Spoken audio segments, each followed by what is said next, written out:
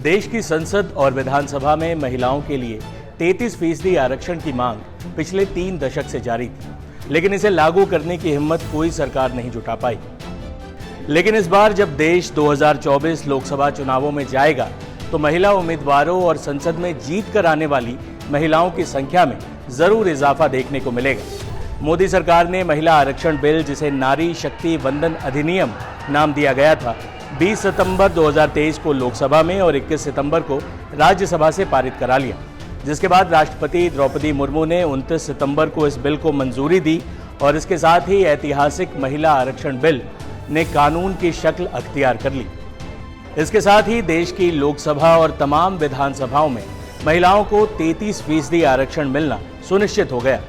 आज हम विश्व महिला दिवस पर इस कानून की बात इसलिए कर रहे हैं क्योंकि यह आने वाले लोकसभा चुनावों में गेम चेंजर साबित हो सकता है। सुनिए महिला आरक्षण कानून पारित होने पर पीएम मोदी ने क्या कहा था। देश की जनता ने, देश के मतदाताओं ने, विशेष करके मेरी माताओं बहनों ने वोट देकर के एक पूर्ण बहुमत वाली मजबूत और स्थिर बनाई सरकार बनाई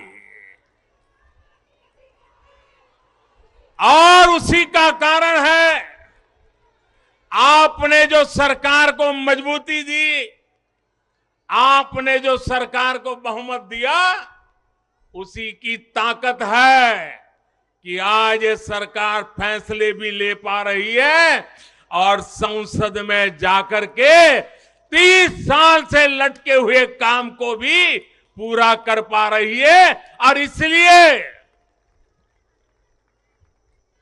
दोनों सदनों में इस प्रकार से पास होना इस बात का साक्षी है कि पूर्ण बहुमत वाली स्थिर सरकार होती है तो देश कैसे बड़े फैसले लेता है, कैसे पड़ावों को पार करता है।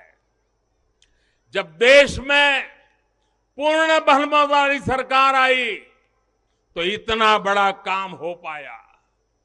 हमने महिला हित में हर स्तर पर फैसले लिए, किसी के राजनीतिक स्वार्थ को महिला आरक्षण के सामने दीवार नहीं बनने दिया।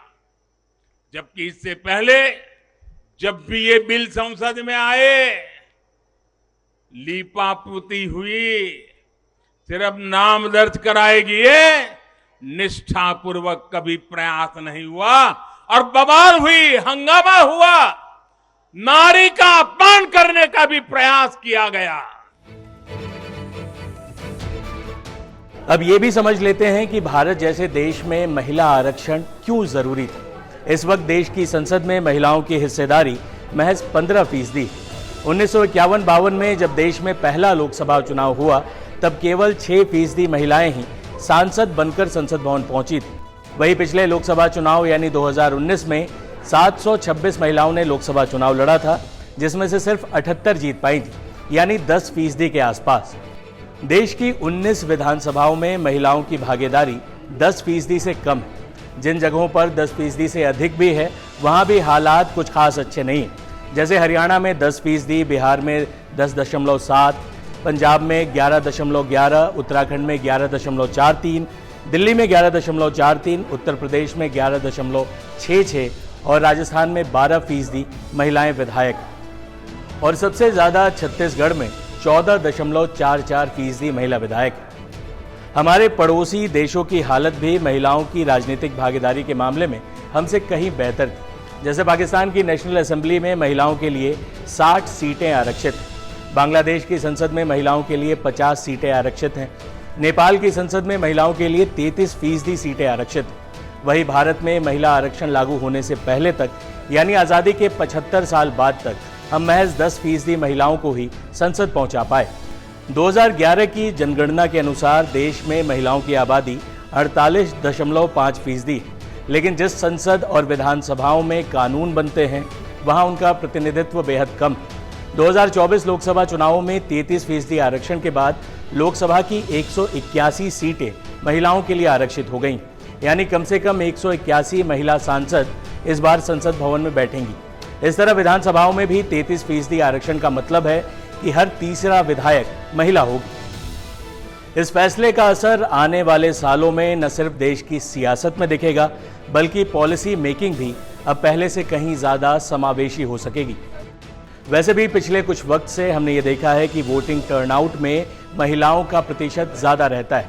इस लिहाज से ये माना जा रहा है कि इस बार मोदी सरकार का यह फैसला 2024 लोकसभा चुनावों में गेम चेंजर साबित हो सकता है। आपका इस विषय पर क्या सोचना है, अपनी राय हमें कमेंट बॉक्स में जरूर बताएं।